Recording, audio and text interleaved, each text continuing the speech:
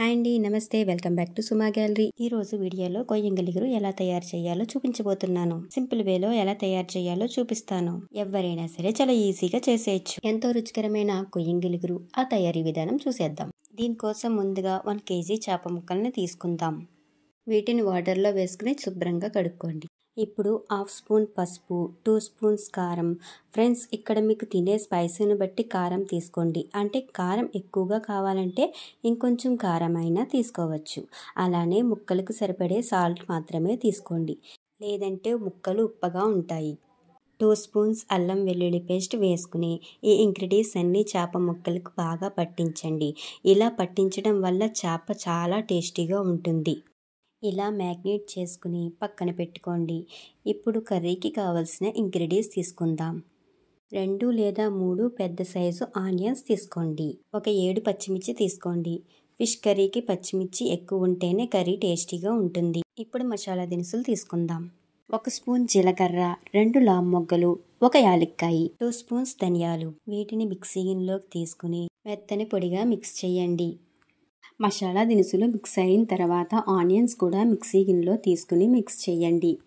ఇలా కచ్చాబిచ్చాగా మిక్స్ చేసుకోండి. ఇప్పుడు ఫిష్ కర్రీ ప్రాసెస్లోకి వెళ్ళిపోదాం. ముందుగా 1/2 గ్లాస్ ఆయిల్ వేసుకోండి. ఇప్పుడు ఆనియన్స్ పేస్ట్ యాడ్ చేసుకోండి. ఈ ఆనియన్స్ లైట్ బ్రౌన్ కలర్ వచ్చిన తర్వాత పచ్చిమిర్చి కూడా యాడ్ చేసుకోండి. దీన్ని మూత పెట్టి బాగా ఫ్రై చేయండి.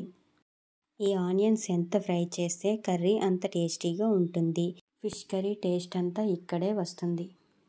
ఇలా ఫ్రై చేసిన తర్వాత మ్యాగ్నేట్ చేసి ఉంచుకున్న చేప ముక్కల్ని ఇందులో యాడ్ చేసుకుందాం. ఇలా యాడ్ చేసిన తర్వాత దీంట్లో వాటర్ వేయండి. వాటర్ తక్కువగానే యాడ్ చేసుకోండి, అంటే ముక్కలు ములిగే వరకు వేసుకోండి. ఇది మూత పెట్టి మీడియం ఫ్లేమ్లో 5 minutes ఉడికించాలి. తర్వాత మూత తీసి ఇందులో కొత్తిమీర యాడ్ చేసుకోండి. గరిటె పెట్టకుండా ఈ విధంగా మధ్య మధ్యలో కదుపుకోవాలి. దీన్ని 20 minutes వరకు లో ఫ్లేమ్లో దగ్గరకు వచ్చే వరకు ఉడికించాలి. అంటే వాటర్ లేకుండా ఆయిల్ కనిపించే వరకు ఉడికించాలి. అంతే, యమ్మీగా టేస్టీగా కొయ్యంగిలిగురు రెడీ. ఫ్రెండ్స్, లాస్ట్ వీడియోలో నేను మటన్ కర్రీ చేశాను. మటన్ కర్రీలో టేస్ట్ కోసం చికెన్ మసాలా యాడ్ చేశాను. మటన్ కర్రీలో చికెన్ మసాలా అనేది చాలా రుచికరంగా ఉంటుంది. ఒక్కసారి టేస్ట్ చేసి చూడండి. ఈ వీడియో నచ్చినట్లయితే లైక్ అండ్ సబ్స్క్రైబ్ చేయండి. ఫ్రెండ్స్ అండ్ రిలేటివ్స్కి షేర్ చేయండి.